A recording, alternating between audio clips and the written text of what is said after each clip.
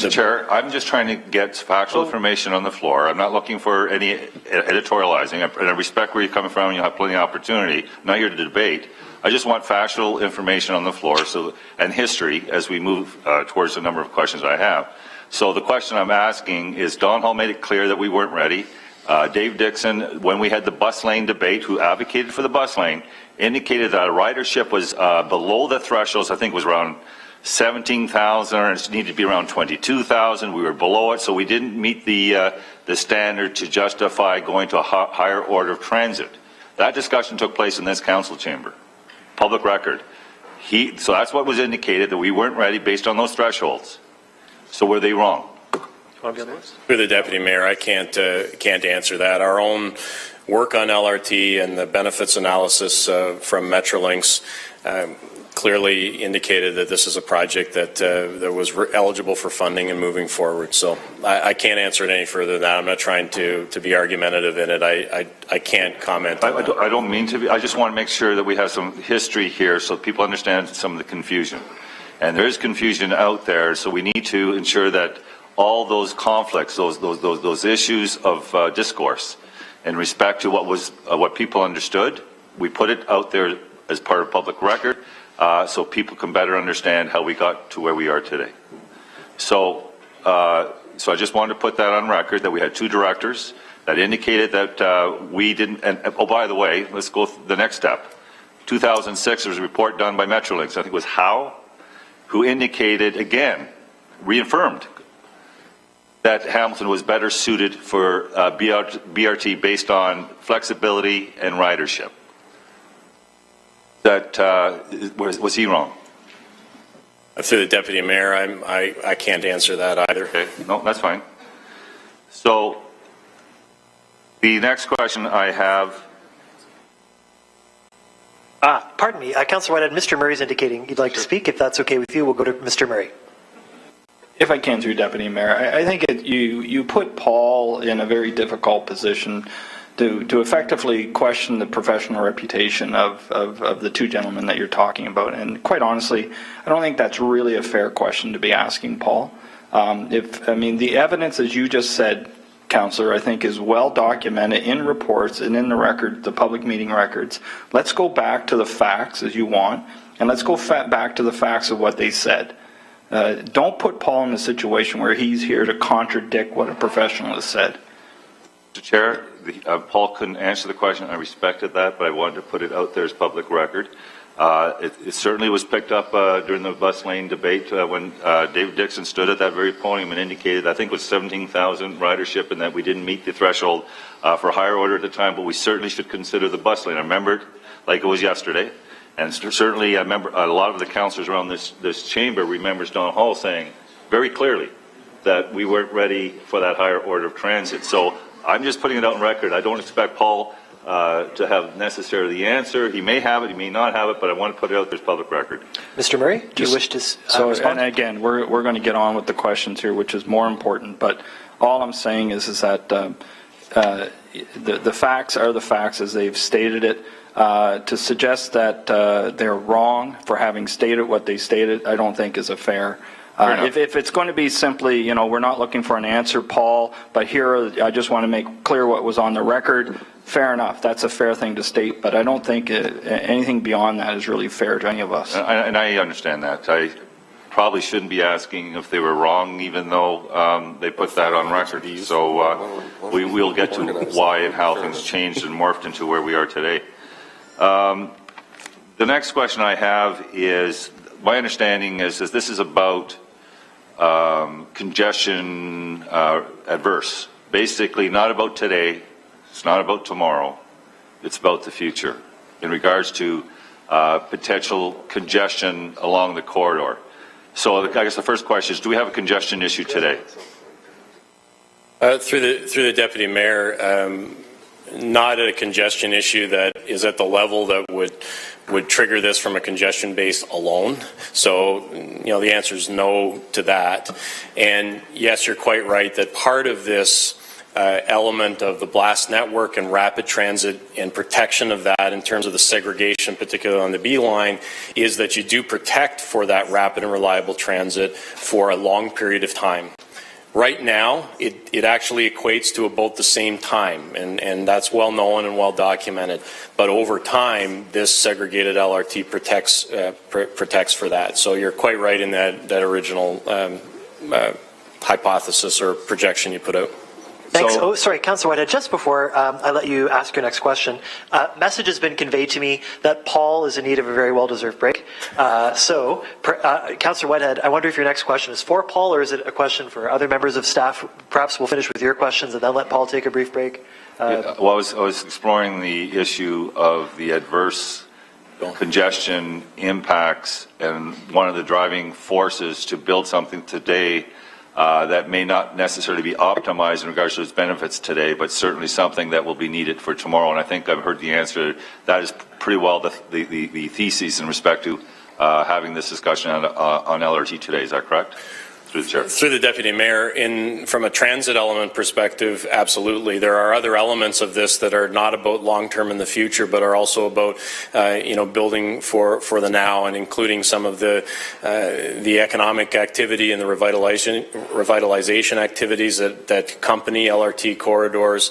So yes, when we're talking about a transit piece, this isn't going to speed up, if you use today's terms, it doesn't speed up our mode. It does make it more reliable, because even today we have some variability because our buses move obviously with traffic and are at the mercy of the light sequences, don't have priority signaling like LRT will, and so on and so forth. But there are other benefits that are not about 20, 30 years down the line for sure. So, Councillor Whitehead, sorry to cut you off. I'm going to suggest a 10-minute break if that's okay, and the floor will be yours when we return. If that's sure. So for everybody, 10 minutes. Thank you. Have a seat, and the councillor with the floor is Councillor Whitehead. Please go ahead, sir. So, Paul, I had asked through the chair the question about, and I demonstrated, and you can confirm this with HSR, the impacts of certain routes, congestion, and so forth on service. So have we done a scoping of the impacts on not only our businesses that rely on movement of goods, transportation? Have we looked at what the economic loss or impacts might be by dislocating them from the current routes they use? So through the Deputy Mayor, the traffic impact study will look at movements that would impact all of those pieces that you've talked about. So we are looking at transit. It would impact goods movements, our truck routes, and all the rest. In terms of going further to an analysis of what that means for those individual sectors, no, that's not part of our traffic impact study.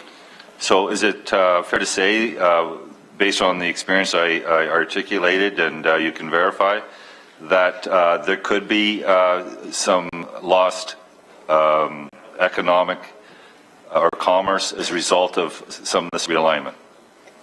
The Deputy Mayor, that's certainly not what we would want to see, and we'd work with those industries and sectors the same way we would work with individual businesses along the corridor. What does the solution look like that doesn't cause any of that to occur? So it is possible, though, through the chair?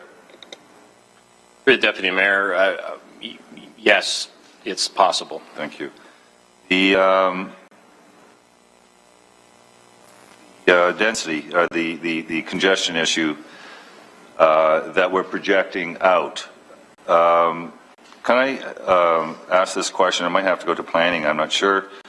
We did a lot of zoning in that to try and capitalize and on the opportunity of the LRT. Is that correct? Through our staff.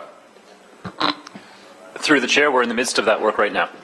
Now, we also recognize that along this corridor, there's a lot of residential that encroach on some of the commercial properties along that corridor. Is that correct? Through the chair, yes, along large stretches of the corridor, there is residential that abuts up against the commercial on the corridor frontage.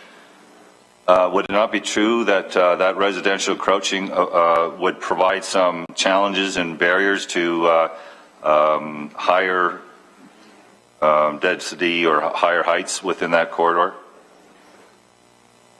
Through the chair, there's certainly varied conditions along the corridor when you look at parcel depths, as well as the adjacency conditions in behind. In some cases, following our guidelines around impact on adjacent properties, that would limit the kind of heights you can go to. Right now in the zoning bylaw, the drafts that are out for consultation right now, largely along that transit corridor outside of the downtown core, the standards would be in the 3 to 6 story range. Would be the height limits outside of the core along the corridor. Appreciate it. Do we have, because we do Places Grow and they do great work, and I know our staff do great work in analyzing, assessing growth. I know the province of Ontario has certainly put pressure on the cities across Ontario meeting certain targets by certain years. And we have some projections. So do we have projections with the, let's use the favorable or most optimistic view of that corridor and what and how many, what kind of activity we can expect? Numbers. So through the chair, I don't have specific numbers to that corridor, but what's in the council approved official plan is that of the intensification units that the city would have to accommodate, which is in the range of about 25,000 units by 2031, what council has directed through the OP is that 20% of that be accommodated within the downtown core, 40% within the sub-regional nodes in the primary corridors, of which King Street is one of them, the B line is one of them, and the remaining 40% of that intensification will be accommodated elsewhere in the existing built-up area. So that's what the current policy direction is. As I alluded to earlier, we do now have a growth plan, new draft growth plan out there from the province that would make some changes that we would have to look at and see if those percentages and distributions are still appropriate given that new growth plan world that is coming. So I guess what I'm trying to understand, and I don't know what staff to ask this question, with most optimistic look in regards to full uplift along that corridor, what kind of time frame are we looking at? Realize it? Through the chair, I couldn't give you a date in terms of full uplift, and I would suggest that in most corridors there never really is an end date, that they are constantly evolving. So to suggest that there's a certain date after which no change would ever occur on a corridor like that, I don't think would be realistic. So there isn't a specific end date that we've given for full build out and exactly what the unit yield would be. What we will be able to do once we have some of the new zoning in place is be able to forecast at least what an as of right build out would be. But that's, it is feasible that it could go beyond that if there are rezonings, land assemblies, things like that in the future, but we will be able to forecast an as of right build out once we have the new zoning in place. So currently we have no forecast, no numbers, and no time frame that you can articulate so that our listeners, the mountain residents and beyond, understand how realistic kind of activities are. So through the chair, I wouldn't say that's entirely true. I think what's in the official plan is that currently we've got accommodated about 5,000 units in the downtown core by 2031. That's what the policies have set out. Another 10,000 in the nodes and corridors, of which the B line is one of those corridors. And we now have, that's at 2031, we now have new growth forecast at 2041, as well as an increased intensification target from the province. I can't give you precise numbers to what that's going to work out to, but it will require additional growth within the existing built-up area than what is currently contemplated in the official plan. And council have to decide how it wants to distribute that within the existing built-up area. So am I understanding then 5,000 downtown core, which, what are the boundaries for that? That is, I'd have to double check the urban growth center boundaries. Victoria, no. I'd have to double check that. Okay, and the 10,000 additional is, you said it's along that LRT corridor? So the 10,000 additional, through the chair, the 10,000 additional is through the other nodes and corridors in the city. The other primary nodes are the Centennial, Queenston, and Lambridge Mall area. And then there's the smaller nodes, which are essentially all the downtowns of the former municipalities, as well as a few other locations across the city. So those are spelled out in the urban structure plan of the official plan. So that 10,000 then would be divided by several nodes. Is that correct? Through the chair, that's correct. So that could mean in the corridor that we're referring to directly, it could be, we're talking about maybe 2,000? Through the chair, I couldn't put a number to that, but a portion of that 10,000 within the other nodes and corridors would be in that location. I should note, though, that that is all based on a 40% intensification target to 2031 growth. What the growth plan is now calling for is a 60% intensification target to 2041 growth. So I can't tell you right now how many units that's going to be, but it will be a challenge to this council through the new grids process to identify where all those additional units are going to go. I appreciate it. So we've established that there's 10,000 additional in the current places to grow to 2031. The 10,000 can be divided among some major and minor corridors, 4 or 5 of them. Which means that the number is going to be certainly less in regards to the expectancy along this LRT corridor. Is that fair to say?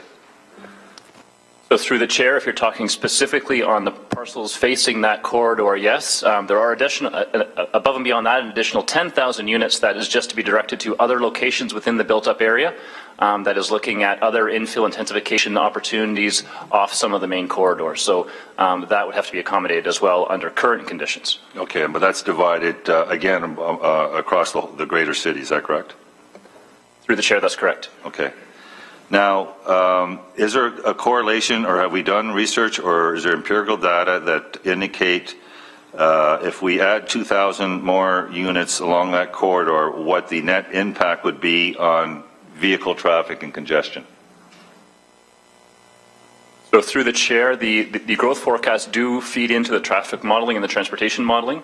So when that information is ready, then we would have some indication of what that would look like in terms of the response of the transportation network. Okay, so we don't have that now, but we will and do expect that in the near future. So when I look at the issue of and this is probably the most frequently asked question in respect to the $1 billion for the LRT, is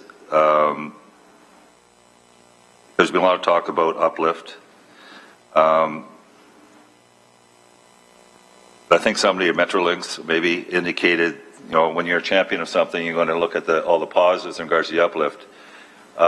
When you go on the internet, there was a study done, I believe it was by Harvard University, and I'm going to be forwarding it. They looked at 40 American cities, looked at the transportation corridors downtown, and determined that the uplift was negligible, not even measurable, because it's hard to determine how much was going to happen anyway, regardless of those transit corridors. Can I look for somebody that's got some expertise on responding to that? Who would like to try? Through the chair, I'm not sure if I'm the one with expertise. I'm not familiar with that particular study. It's a fair point that it will never be possible to create a direct cause-effect relationship between infrastructure investment and the uplift that happens. You could never make a direct cause-effect relationship like that. Okay, appreciate it. So the next question is, I have an email from Mr. Dixon, who indicated, and I think Councillor Jackson asked the same question, whether with the LRT being put in place, whether there would be buses that would be released that we can target for the mountain. And the response I got from Mr. Dixon is no. Now, if you want, I could actually read it because I think it'd probably be more accurate. I'm maybe editorial, I can't get the word out. Anyway, now I'm hearing that there may be an opportunity. Help me understand what the thoughts around, because I certainly love to see more buses come up onto the mountain. And I appreciate the effort from the mayor and others that say that if there are some, we will send it there. But it's also my understanding that there's also, it's really important to maintain the viability of the LRT and create those feeders. I don't want to sacrifice the LRT by stripping the feeders so you can placate a political issue on the mountain.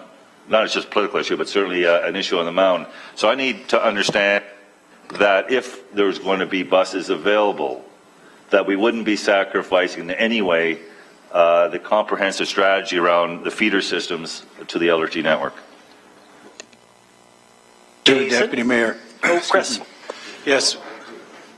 The at the time when Dave wrote that, I guess that's what he said was may be no buses available. So I think the key thing there is at the time when he's making that assessment. As we go on, we continue to study the issue. If there are buses that become available as a result of the realignment of the routes, like I stated earlier today, we would use council's approved service standards to help us determine where we would place those buses. And as I said before, certainly we'd be welcome any direction from council to change away from that if that was the desire of council. Okay, but I just want to make sure that if there are surplus buses that you're not sacrificing in regards to the viability of the LRT service. I'm sure that many parts of this community would love to have them. I just want to ensure that we're not going to sacrifice if we're going to accept $1 billion and build the LRT. And I think this is what we heard from our director. You have to make sure you have strong feeding systems into that LRT to make it work. I'm not one prepared to compromise that. Through the Deputy Mayor, nor are we, and that's why the bus system work is first looking at what is necessary to not only ensure that there is local service close by to that corridor of LRT, but also how are we feeding the system. I think the question is, once all that work is done, what might happen after that? But first and foremost, we need to see that work and understand that work and ensure that the LRT system is fed correctly and that the local bus service is reoriented correctly for those who require it. Appreciate it. Did we do a study through the chair on the destinations of the ridership along the B line? Do we know what their primary destinations are?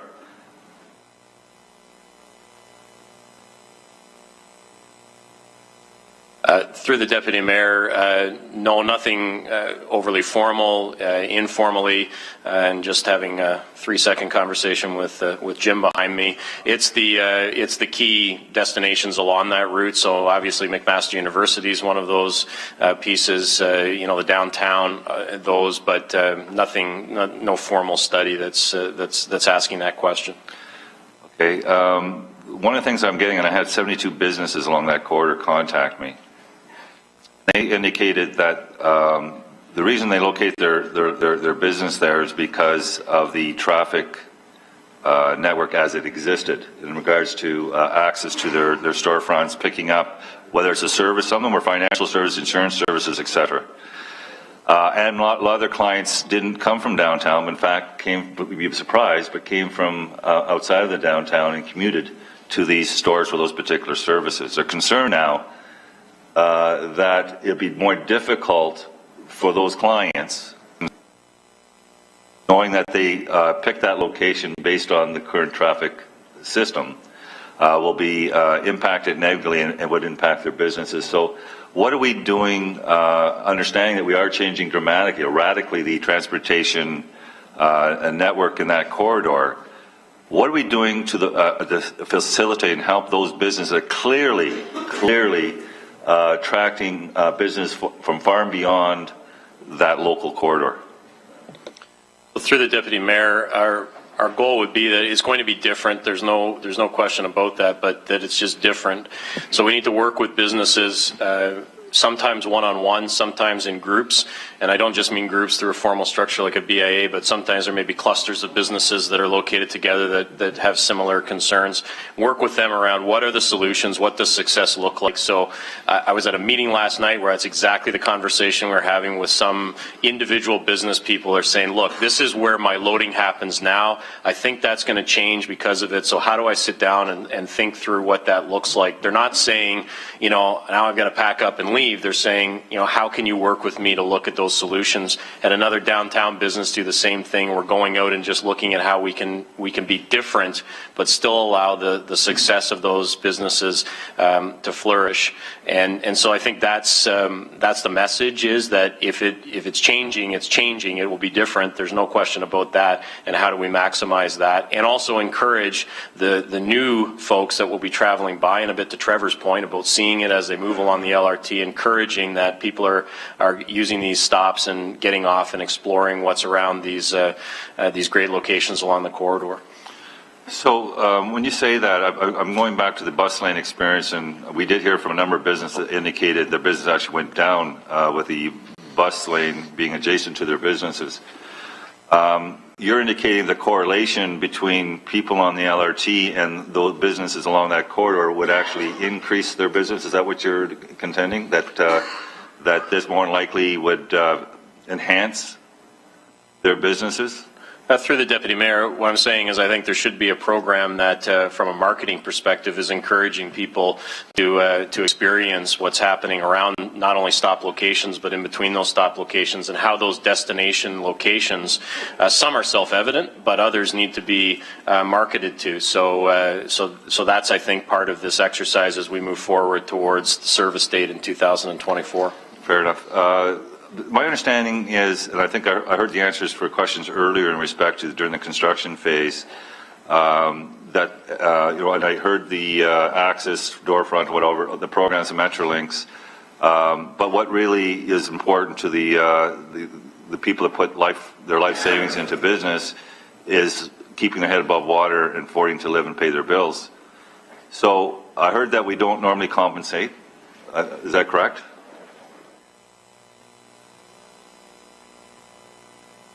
Through the Deputy Mayor, no, not for just a business loss that is a result of the construction phase. So think Concession Street, there was no program on there, and there's not a program for this either. So would there be an opportunity, could we explore the ability to decrease their taxes during that period based on obviously a lower assessment, because no one's going to be buying something that you can't run during the construction phase? Have we looked at that as a solution? Through the Deputy Mayor, not best to answer that, so I think I don't know if Chris wants to take a stab at it, or Janice. Through you, Chairman, a few thoughts kind of come through my head, but I would, if this committee would like, we'd be certainly happy to provide you a very brief report indicating what maybe some of the challenges would be if we were to go down that path. I don't know if it's a bonusing manner. I don't know what, again, I don't want to speculate without having a chance to talk to Mike Zagaric and Janice and a few others as to whether or not that's possible. So my understanding, Mr. Chair, and I appreciate that, but we already have a system that, like Jackson Square, where they cordoned off a big chunk of their area, declared it vacant, and got a tax break based on assessment and based on that vacancy. So during a 5-year construction phase, which is extraordinary, based on even what concession went through, the question is there something creative, not bonusing, but creative in regards to, they might have to lay off people because of the amount of activities taking place in their storefront, and if they even open up some space that they currently can't use or operate because of the lack of traffic, you got to think that they have an ability to either apply for reassessment or create a program that might give them some relief during that period of time. So, if I can, through you, Chairman, there's nothing we like more than a great challenge, and I think that's what you're asking us to think out of the box. And if there's something that we're missing that others have done, we're going to look at that and come back to you. So, I mean, if nothing else, we can certainly give you options one way or another. Appreciate that. Now, when the study was taking place, well, let's get back to the design for a moment. My understanding is currently that the LRT will be running down the center lanes, both east and west, and there'll be 2 single lanes, east and west, two-way traffic. Is that correct? Through the Deputy Mayor, through major portions, yes. In the western end, it's at least 2 lanes of traffic in either direction in the main west area, and then there are a couple of occasions, as we've talked about in the downtown core, where it's only a single lane of traffic, either eastbound or westbound, because of the constrained corridor. But you're quite right. For the vast majority of the route, it is 2-way traffic, 1 lane on either side of a center running LRT that's also going 2-way. So if we had a car breakdown in the middle of that narrow lane, would that paralyze traffic, or is there a solution? It's through the Deputy Mayor. That's about operationalizing, and there are ways to contract for quick removal by tow truck and things. But yes, the bottom line is at times it could halt traffic from moving beyond the issue and having to find an alternative route. But I continue to put forward that this is becoming a local and an access road. It's not an arterial road, so that would have to be rerouted at some point near to where it is and then come back on if they wanted to access something that's just beyond where the accident or where the breakdown or where something is happening. But clearly there'd have to be an operationalization of a quicker removal of vehicles along that, and that's something that does occur in cities for a variety of reasons. So can I understand, because I know that when we do speed humps and so forth, the slow traffic in our neighborhoods, one of the downsides that we've been told is from the paramedics and the ambulances, how they have to actually literally slow down, and the impact of seconds to get, when you're talking about life saving, and obviously the ride of the people trying to take care of somebody that might be in dire needs within the ambulance. So help me understand in practical terms, with this narrow lane, an ambulance that is trying to service an individual that's injured, will we expect them actually to be driving over these curbs? Through the Deputy Mayor, that's certainly one component of the operationalization for emergency vehicles is absolutely. They need to get where they need to get to as fast as they can get to it. And if that means that they have to utilize that right-of-way and even perhaps block that right-of-way, I think life safety issues usurp all of our concerns about rapid and reliable transit. So we would allow that to happen. It's easy to do with the construction of these curbs. This is not a wall. This is not to segregate it in any huge way. It's really just to stop cars from turning left or going across it. So yes, that's one way. There are other options, I'm sure, and so we'll bring forward our emergency strategy, but clearly we're designing this with them in mind of being able to go over the curb and enter into that LRT right-of-way. So you're indicating that then, even though I've heard very clearly from the paramedics that they will be not driving their ambulances over curbs, so you're indicating now that that is going to be the solution? So through the Deputy Mayor, the other piece, of course, is that at any intersection they can enter into it without going over a curb. So some components of this are, if you really need to, you really need to. And that may require mounting the curb. But the curb is not continuous from one end of this LRT route to the other. At every pedestrian crossing, at every intersection where cars are allowed to make turns across the tracks, the curb disappears. There is no curb. The tracks are simply in the road, and the cars and people move across them. So if you wanted to duck onto the LRT right-of-way to get to something, if there was an accident or something that was paralyzing traffic in a section, you could say jump on at Ottawa and then move along westbound and get to where you needed to be. That might be another option that doesn't allow you to mount the curb. My point is, though, that if push comes to shove, it's something that could be driven over if necessary for these vehicles. Yeah. So paramedics have told you that, I want to make this clear, I know that fire trucks can do it, I know that most of our emergency vehicles can do it, but I've been told on a regular basis, we've actually heard from the paramedics that they have no problem driving their ambulances over these curbs. Through the Deputy Mayor, our engineering of that curb will ensure that that's the case. Thank you. The next question is, when I met with you, Paul, through the chair, and a lot of people are asking this question, and your answer to me, and this was in regards to looking at Main Street as an alternative for the LRT based on its width, the fact that you wouldn't have to build another bridge. It's the most direct route to McMaster. So the question is, or what you had indicated to me is that you were not directed, or this group hasn't been directed, to do any further detail work and costing on the Main Street Road. Is that correct? So through the Deputy Mayor, two components, because I've been asked about traffic and two-waying of Main from a traffic perspective, and we're not directed to look at that unless we come back with traffic information that says that's something that needs to be explored. But in terms of the LRT running down Main Street, no, this project was along the corridor. We haven't changed the corridor with this project. We did a review again. The Main King piece has been looked at over the years, and the right-of-way width isn't a lot different. Clearly, the challenge points for Main are across the 403 bridge. The challenge points for King are through the center of the city.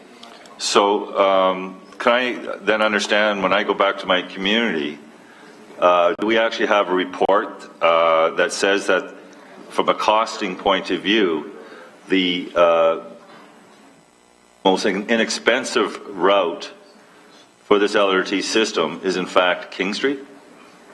Through the Deputy Mayor, no, not to the full costing piece. We never costed out the original work that was approved through council and went through the EAA. The costing for that was strictly on the corridor that was approved and went through. We never did an alternative costing for an alternative route, be it Main, be it Barton, Cannon, or anything else. So is it possible then that because we didn't do that, that this particular route might be the more expensive route?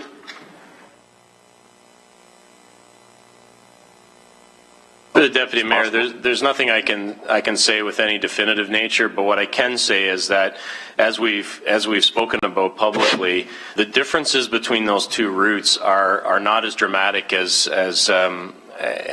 sometimes is put forward. The right-of-way would still require, it to be a center line with 2 lanes of traffic, 1 on each side. Completely changing the configuration of an interchange on the highway is probably not going to happen, so you'd have to look at some kind of bridge. So there aren't major elements that differentiate the two corridors, but if you wanted to get to a fine detail of do we actually have the cost differential, the answer to that is no. And fair enough. So we cannot conclude then that we've picked the more expensive route at this point in time. Correct? Through the Deputy Mayor, we have the costing for the route that we're on, and that's what we have. So sure. Mr. Chair, I think, in fairness, I did ask a question because I'm sure many people are watching are trying to understand. Have we absolutely concluded that this is not the most expensive route versus the Main Street? And I think the answer is, and that's what I was looking for, is no. Want to take another run at it, Paul? So through the Deputy Mayor, we don't know what the cost of that would be, so you're quite right. It could be lower, it could be higher. Thank you. The next question is, and this is one that gets asked probably the most regular, is as a city, we have a responsibility to do the greatest good for as many people as we practically can in regards to a comprehensive transit system. So I guess the 10-year plan, Rapid Ready, when was that report approved? Deputy Mayor, 2013. And when was a 10-year plan approved? Sure. 2015, right? To the Chair, 10-year plan was approved in 2015. 2015? Would that be the most recent document that's been approved unanimously by this council? Chair, for conventional transit, that's true.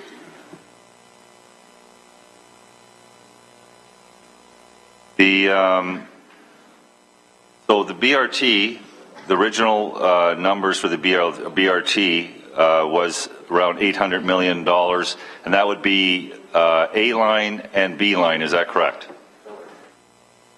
BRT. You mean BRT or LRT, Councillor? No. Well, we were looking at there was a concurrent track where Metrolinx was looking at LRT and the BRT, and some of the pricing they came out with is we could do an LRT in 1 line, or we can do a BRT on 2 lines. And I think the cost in the report that I saw was $800 million for the BRT and.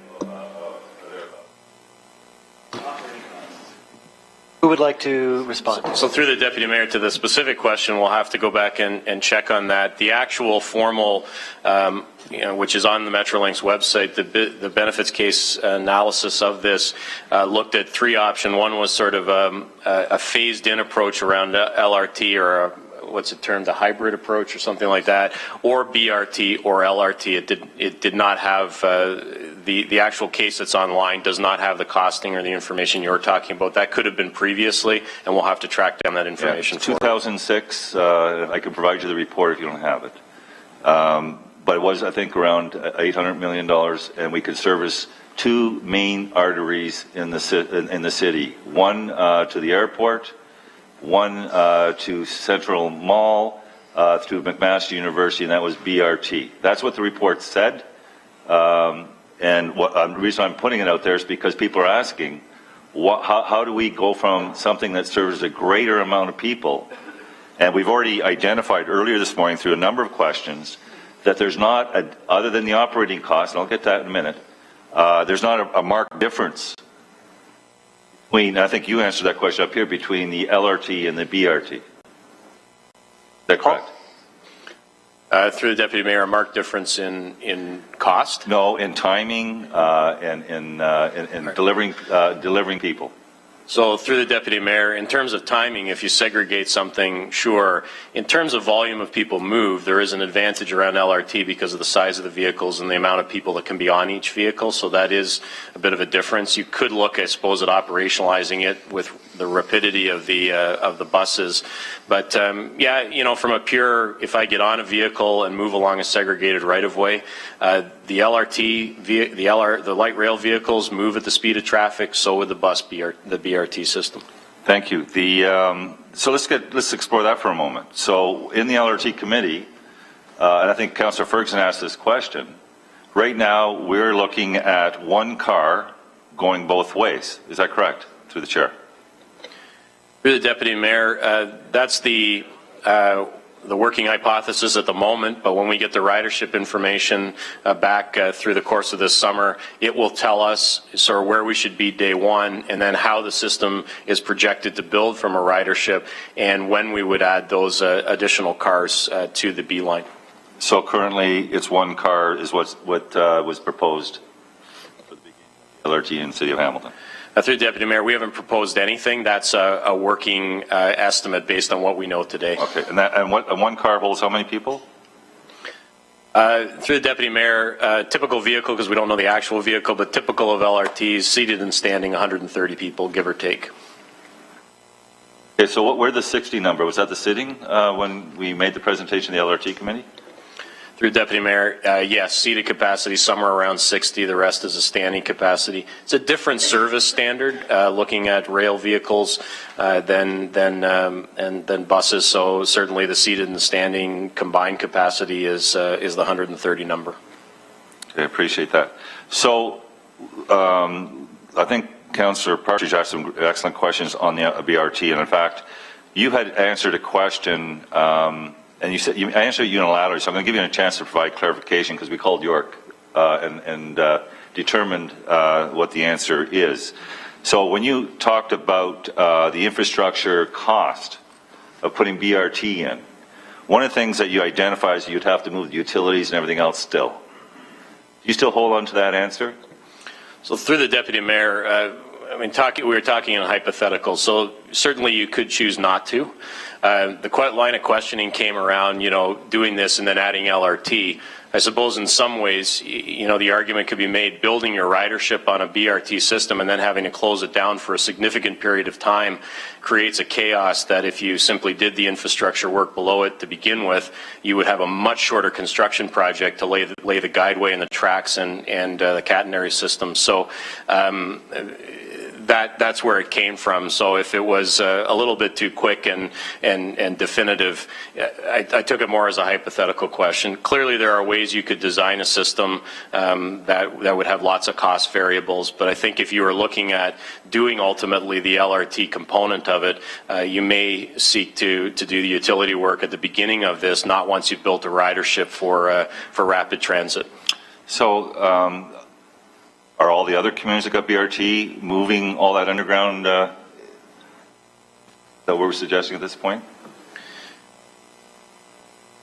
So through the deputy mayor, Viva's doing some of that work, but to be honest, I don't know. I can't provide any clarity to that. I appreciate it. I will have, they're going to send me the itemized list for council, so I'll have what exactly they would have to move. So we have better, I want to make sure we're dealing with clarity, because they've indicated the cost was significantly less on a capital for putting the BRT in than the LRT.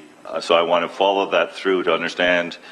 So we've identified that other than operating costs, and I'm going to deal with that in a moment, that BRT from a timeline and building the ridership up, which is what Toronto did with the BRT before they went to the LRT, to establish that ridership, build that dependability along the main corridors, and then because you've already done some of the basic work along those corridors with the same designs, you can flip it over to the LRT. I know there'll be some costs there, but you'll already have the ridership in place.